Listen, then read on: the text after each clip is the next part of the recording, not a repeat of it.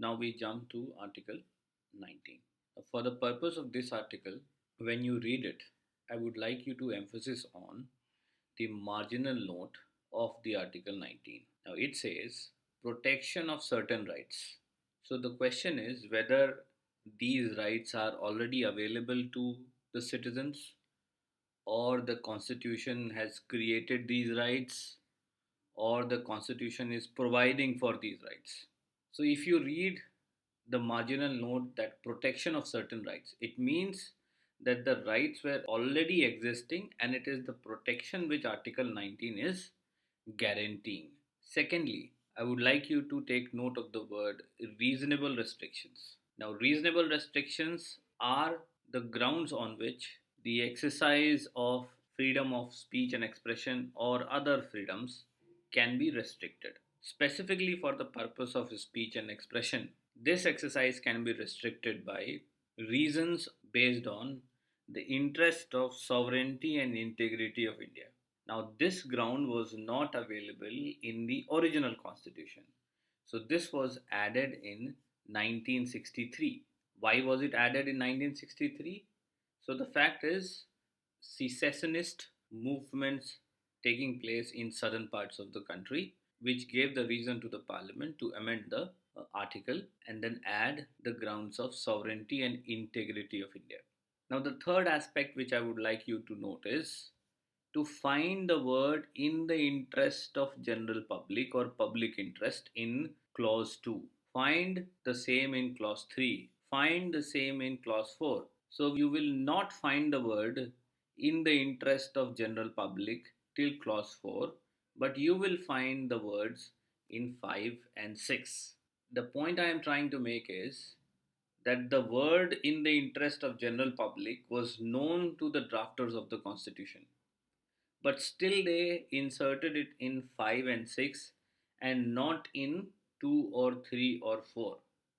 So 3 points: you already have these freedoms, constitution is protecting those freedoms, and only reasonable restrictions can be made, but in the interest of general public is not one of the reasonable restrictions mentioned in clause 2 for the purpose of fundamental rights of freedom of speech and expression.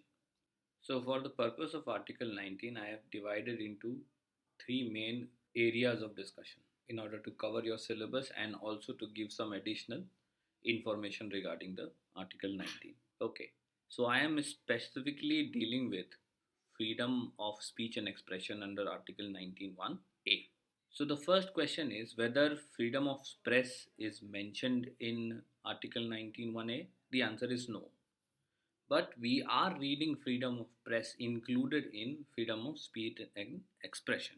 So where is freedom of speech and expression? So there are 2 points from which you can find that 19(1)(a) includes freedom of press. Number one, I would state, is the drafting committee's B.N. Rao's statement on a question asked by Jayaprakash Narayan. So Jayaprakash Narayan was asking for inclusion of the term freedom of press in 19(1)(a), but B.N. Rao stated that it is not necessary because it already includes in itself in 19(1)(a).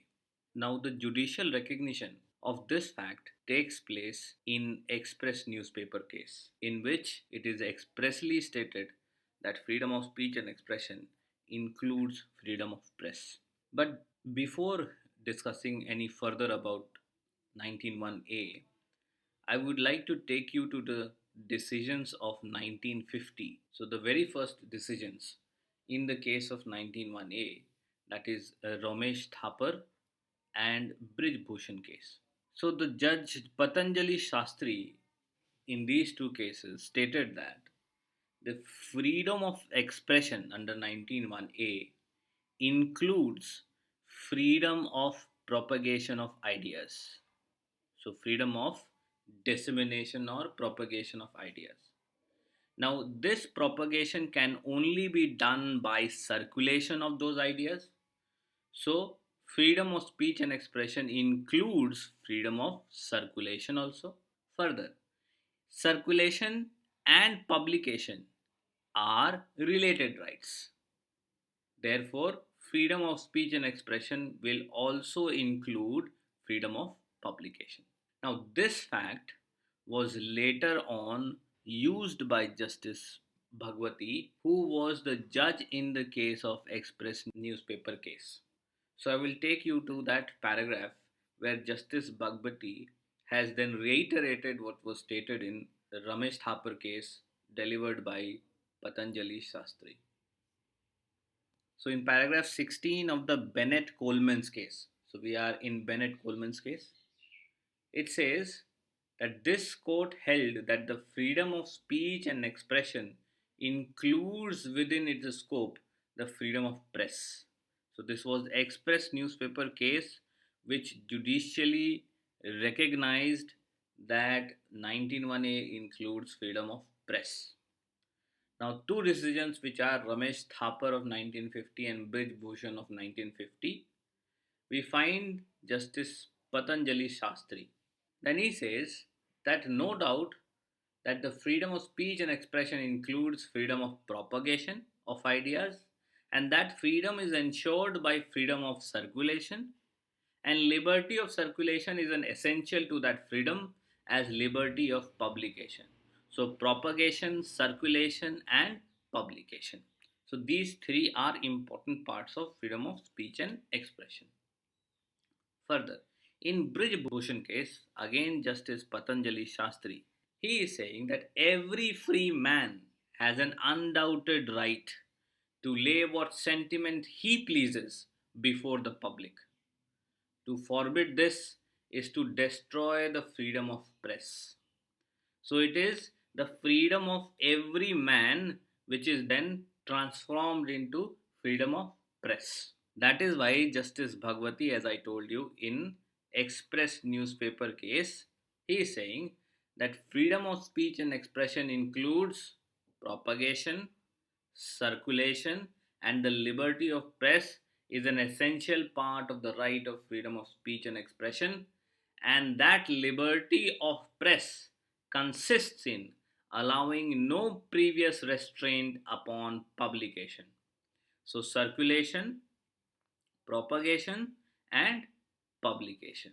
So, all these three are recognized rights under 191A for any person or press.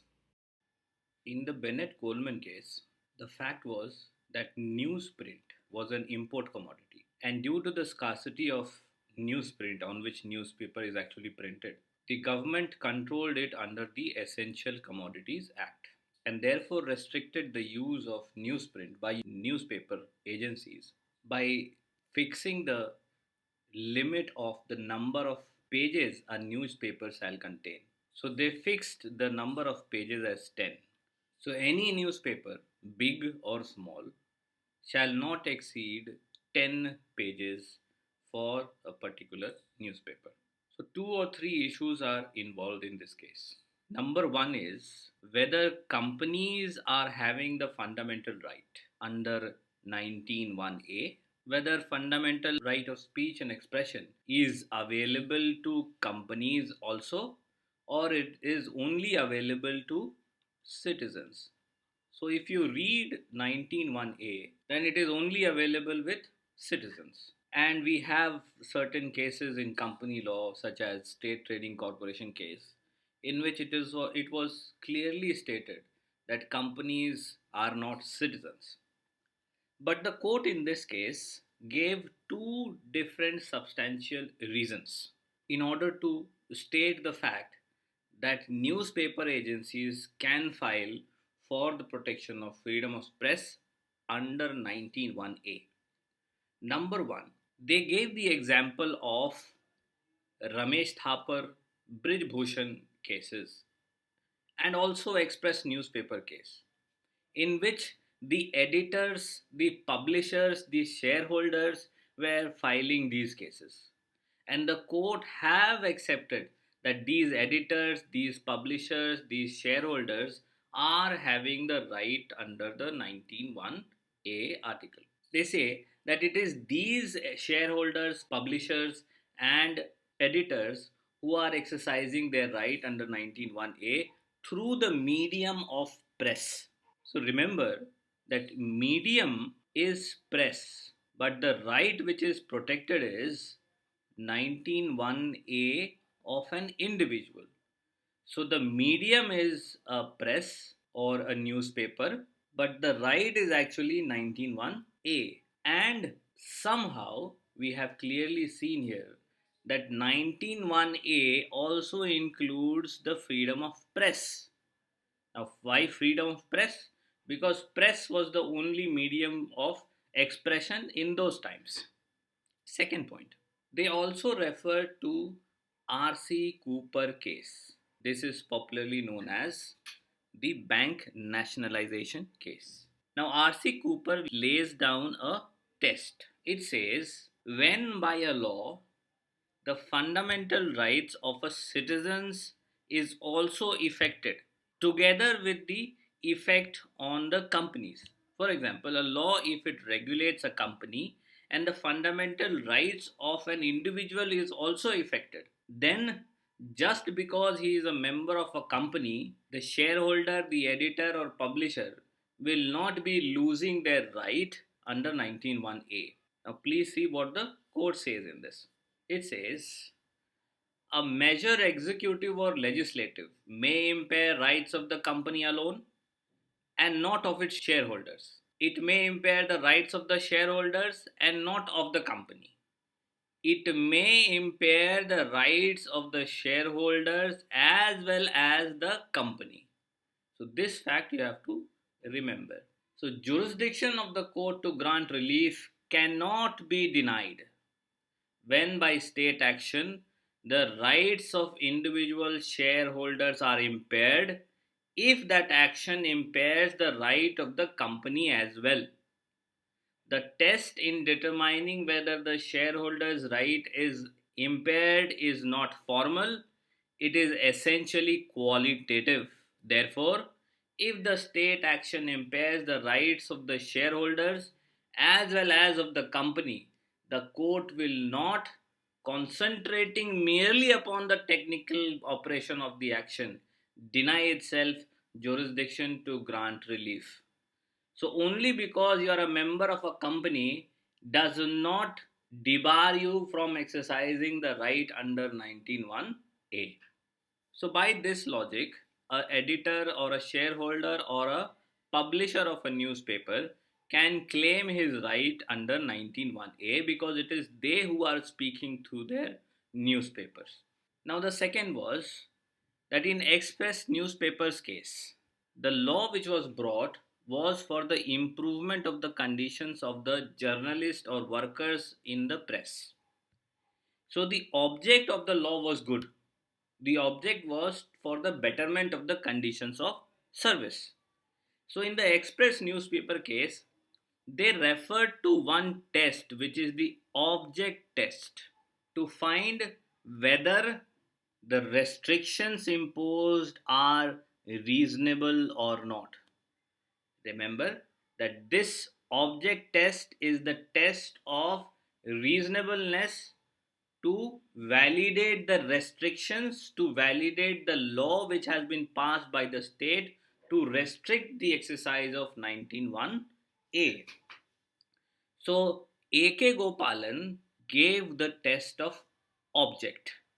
Now, if the object of the law is not to infringe the fundamental rights, then the law will be held to be reasonable. If the object of the law itself was to infringe upon the fundamental rights, then that law will be affected by the vice of 192. But the court in Bennett Coleman's case refers to the effect test.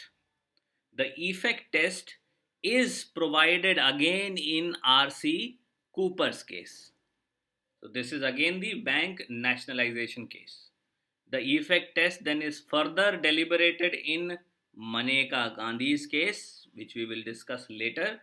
And this effect test is popularly then known as direct and inevitable effect test.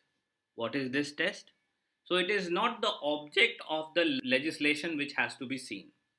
What has to be seen is the what is the effect of such a legislation on the exercise of the fundamental rights. If the effect of the legislation is to infringe the fundamental rights, to restrict the fundamental rights, then you have to see whether that is reasonable or not. For example, if in Bennett Coleman the number of pages has been reduced, now the object of the legislation was to regulate one of the essential commodities. So the object is nowhere infringing the fundamental rights. But if you see the effect, what is the effect of such a regulation? So if you reduce the number of pages to 10, there is limitation on the exercise of the expression by the newspaper. If they want to express news more in number, then the limitation of page 10 is not a reasonable restriction, because the main source of revenue of a newspaper is advertisement. So if in 10 pages they have to add advertisements and news and views both, then it will be highly difficult for a newspaper to earn, then to circulate and exercise the right of circulation and propagation and publication to as large as a population as it could. So there is an implied restriction which is coming out from the legislation. And it is important to see one of the judgments, which is Sakal paper, in which it was clearly stated that fundamental rights to speech and expression also includes the volume of the circulation or publication. The volume will include pages also, and to the number of people that newspaper is reaching. So the if you apply the object test, the object was regulation of newsprint because it is a scarce resource. Then you do not find any infringement on fundamental right to speech and expression. But if you see the effect test, then a restriction of pages to 10 affects the fundamental right to speech and expression. So now I will take you to these two tests. Now if you see the argument of the Solicitor General, he says that newsprint policy does not directly and immediately deal with the right mentioned under 19(1)(a). So the direct object of the legislation is not to infringe 19(1)(a). And if the test of violation is the subject matter, so subject matter of the policy is regulating one scarce resource and not the effect or result of the legislation. But the effect or result of the legislation was infringement of 19(1)(a). So the direct test you will find in Express newspaper case and Hamdard Dawakhana case. But they refer to, again, which I have already said, bank nationalization case. So Bennett Coleman refers to bank nationalization case, and it says first, it is not the object of the authority. Remember the word object. Making the law impairing the right of the citizen, nor the form of the action that determines the invasion of the right. Secondly, it is the effect of the law and the action upon the right which attracts the jurisdiction of the court to grant relief. The direct operation of the act upon the rights form the real test. So the direct operation of the act is restriction of fundamental rights. The direct object of the act is regulation of newsprint. Okay, it says the effect and consequence of the impugned policy upon the newspaper is directly controlling the growth and circulation of newspaper. The direct effect is the restriction upon circulation of newspaper. The direct effect is upon the growth of the newspaper through pages. The direct effect is that newspapers are deprived of their area of advertisement. The direct effect is that they are exposed to financial loss. The direct effect is that freedom of speech and expression is infringed. So now we come to the second part of the discussion. So this part refers to broadcasting rights. So we have a case of Secretary, Ministry of Information and Broadcasting versus Cricket Association of Bengal. So the question involved in this case was whether the telecast of cricket matches can be restricted, because the telecast of such a cricket match is through a frequency which is limited, and also the frequency which is controlled by government. So the court in this case very beautifully divided the concept of event into two parts. One is a spontaneous event and one as a organized event. If an event is spontaneous, then it cannot be regulated. But if an event is organized, then it is a part of fundamental right of speech and expression, and hence governed by the restrictions provided. For example, if a cricket match is organized, then such an organization will be restricted by the reasonable restrictions mentioned in 19.2.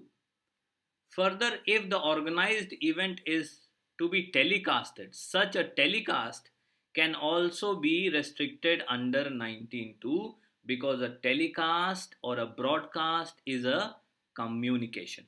So, if communication is one of the rights present in 19.1a, then such a telecast can only be restricted with the restrictions mentioned in 19.2, and no other restriction can be added.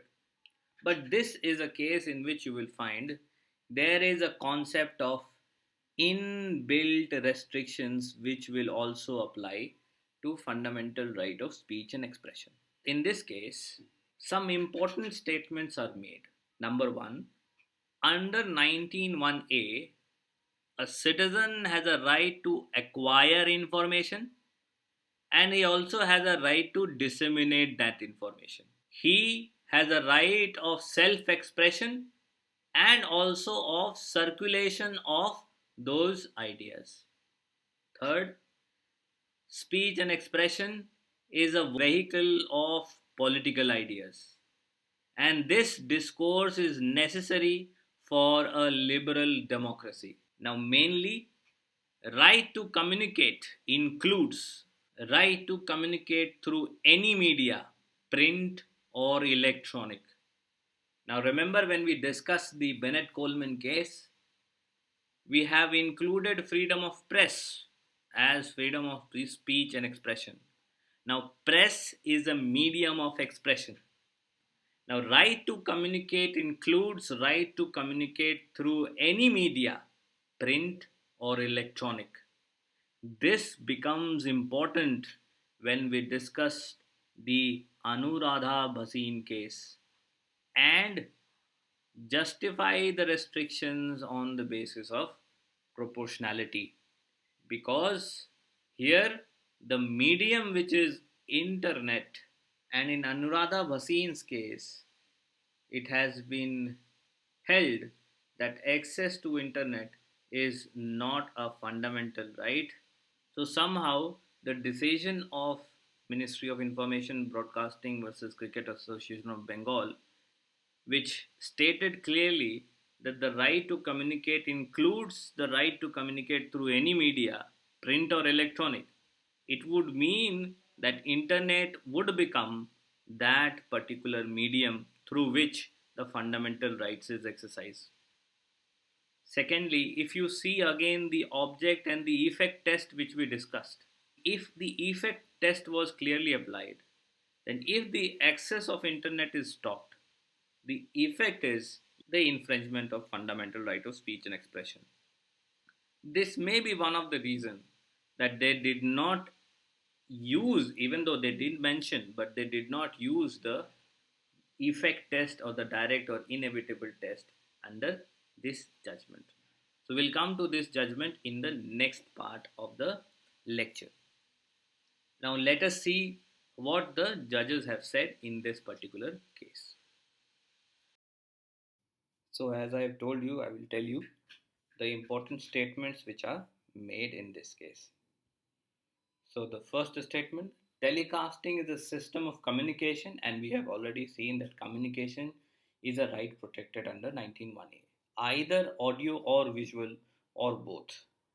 We are concerned in the present case with the audio-visual telecommunication. So the event, that spontaneous and organized event. The spontaneous, accidental, and natural events are by their nature uncontrollable. But organized events can be controlled by the law of the land.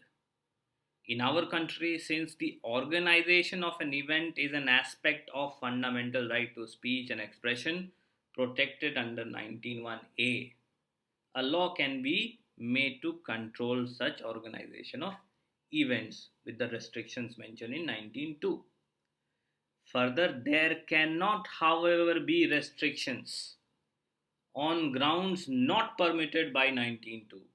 So, if any of the ground which is not mentioned in 19(2) is taken as a restriction, then that will be held to be invalid. Further, as I have told you, that the telecast of the match was to be done through a frequency which is controlled by the government. Now, the control by the government is because of the interest of the public, so that only rich cannot have the access to that frequency and it is available for everyone. Now, if CAB is denied that frequency, then it is not in the interest of public because the broadcast will not reach to the most of the people. Important aspect of 19(1)(a), that freedom of speech and expression includes right to acquire information and to disseminate it. So acquiring information is also protected under 19(1)(a). It is necessary for self-expression. It is necessary as it is a vehicle of political discourse essential to democracy.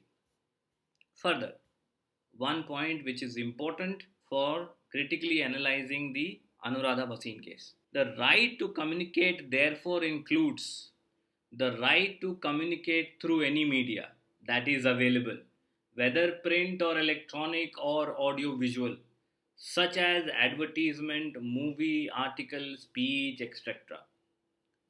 That is why freedom of speech and expression includes freedom of press. So, this is the media which is protected. The press is a medium which is available for that communication. Therefore, the freedom of press in terms includes right to circulate and also to determine the volume of such circulation. This freedom includes the freedom to communicate or circulate one's opinion without interference to as large a population in the country as well as abroad as is possible to reach. If there is restraint on the reach of the communication, that then it will infringe the fundamental right to speech and expression. Again, broadcasting is a means of communication and therefore a medium of speech and expression. Remember, the medium is always protected in order to protect the fundamental right of speech and expression. When I said that it was controlled, the frequency was controlled by the government, so government was acting as a monopoly. It is said the claim to monopoly made on this ground may, however, lose all its raison d'etre if either any section of the society is unreasonably denied an access to broadcasting, or the government agency claims exclusive right to prepare and relay programs. So, if any private organization is not given the right to communicate through broadcasting, then the reason of monopoly, that is in the interest of public, is itself injured. Now, some of the rights which were also included under fundamental right to speech and expression. It says it includes right to educate, to inform, and to entertain, and also the right to be educated, to be informed, and to be entertained.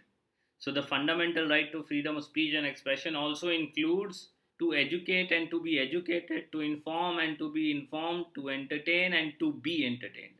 The former is the right of the telecaster and latter of the viewers. Further, again on the access. If the right to freedom of speech and expression includes the right to disseminate information to as wide a section of the population as is possible, the access which enables the right to be so exercised is also an integral part of the right. For example, if internet is the medium of expression and circulation is one of the fundamental rights under speech and expression, then such access to internet is an enabler of the right and is also integral part of the fundamental right. This is what this case is saying. The wider range of circulation of information or its greater impact cannot restrict the content of the right, nor can it justify its denial. The virtues of electronic media cannot become its enemies. So this is an important paragraph which can become a alternative argument against the decision of Anuradha Bhasin's case. Now, it may warrant when I told you that the restriction under 19.2 are the only restrictions which can be imposed upon 19.1a. But this case has also inserted one more restriction, which I have already told that restriction is particularly mentioned in clause 5 and 6, but not from 2 to 4. That is in the interest of general public. The court says, however, this control can only be exercised within the framework of 19.2 and the dictates of public interests. So the court in this case has also added one of the restrictions, that is public interests. And finally, when I talked about the inbuilt restrictions. So therefore, the restrictions of 19.2 and the court added restriction of public interest, and the third restriction is inbuilt restriction, which is the resource which is scarce and is controlled by the government. It says the airways or frequencies are public property. Their use has to be controlled and regulated by public authority in the interest of public and to prevent invasion of their rights. Since electronic media involves the use of airways, this factor creates an inbuilt restriction on its use as in the case of any other public property. Further, it says this limitation imposed by the nature of public property involved is the use of electronic media in addition to the restrictions imposed on the right of freedom of speech and expression under 19.2 of the Constitution. So, three different restrictions are available against the freedom of speech and expression. Number one restriction is 19.2. Number two restriction is in the interest of general public, and number three restriction are those restrictions which are inbuilt in the medium of expression. Now, further, the court in this case asked the government to take immediate steps to establish an independent and autonomous public authority representative of all sections and interests in the society to control and regulate the use of airwaves. And TRAI is an organization which controls and regulates the use of airwaves. So now we come to the third part of the lecture. Now the third part is reasonable restriction. So the question is whether reasonable restriction can also include prohibition. So in the clause 2 of article 19, the word mentioned is reasonable restriction. Does it mean that there can be grounds on which complete prohibition of speech and expression can be done? This we can find from the judgments of Kuvarji Bharucha versus Excise Commissioner and Narendra Kumar versus Union of India. Now, in these cases, it was stated that when the drafters of the Constitution used the word restrictions, then they did not mean to exclude prohibition. If we are giving a broader interpretation to the word restriction, then it would mean prohibition. But such a reading can only be done under compelling reasons of the state. Such as, one example is the trade in liquor. So, if there is a fundamental right of trade and occupation or profession, and you are under the profession of sale and purchase of liquor, can you say that any prohibition is an invalid restriction under 19? The answer is no. Because if you see the nature of the trade and the subject matter of the legislation, so nature of the trade is liquor, that is harmful. The subject matter of the legislation may be to reduce the harm, to protect the livelihood. So, in certain grounds, a restriction can also mean to be a prohibition. Another example, trade in essential commodities. Can there be a prohibition? If a product is not fairly available to all and would require certain measures by which trade is then prohibited in that particular essential commodity, then it will also be justified.